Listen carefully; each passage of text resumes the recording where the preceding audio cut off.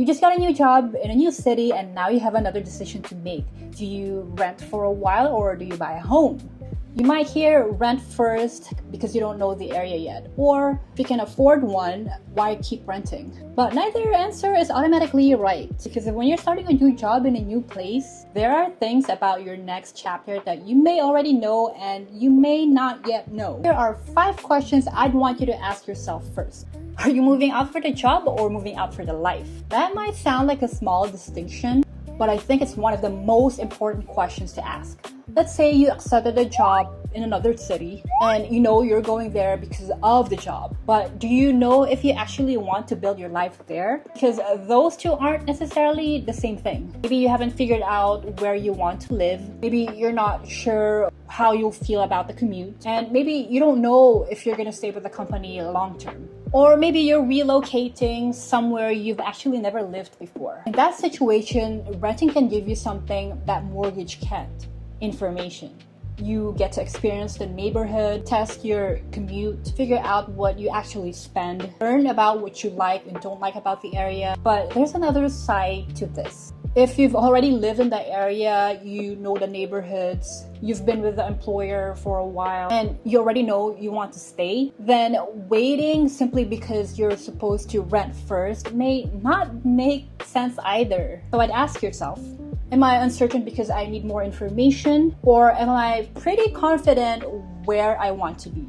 A new job comes with a new salary, and it's really easy to think I make more now so I can afford more house. But a higher salary doesn't necessarily mean you have more money available for housing, especially when you're relocating. You might have moving expenses, different transportation costs, higher taxes or insurance, new furniture, or expenses you simply didn't have before. And here's another thing I'd consider. How stable is the new income? Instead of asking how much house can my new salary buy, I would ask, after all the changes with this move, how much housing costs will still feel comfortable for me?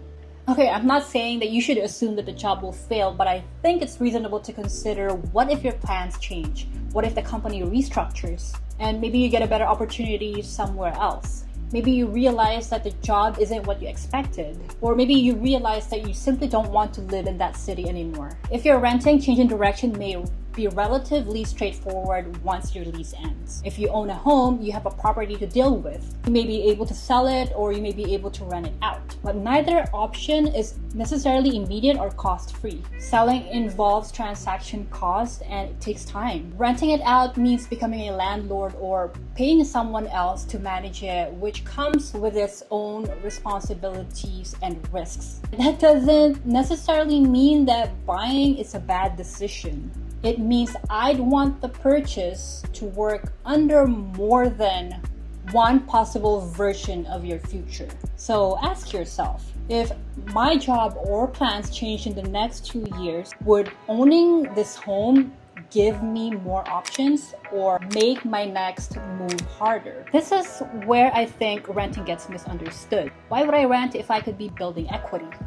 And that's a fair question, but if you're new to the area, renting can give you something that buying can't. It lets you test the life you're trying to build. You might discover that the neighborhood you loved online isn't convenient for your daily life. Maybe you thought that you'd be okay with a 45-minute commute until you actually do it every day. Maybe you realize that you want to be closer to friends or family. Or maybe you'll discover that you actually love the area and might want to stay long term. That information can make your eventual home purchase a much more intentional. But again, this isn't an argument about renting is always better. If you've already lived there for years or you've done your thorough research and you know exactly where you want to be, you may not need to test anything. That's why I wouldn't make the decision based solely on renting is safer.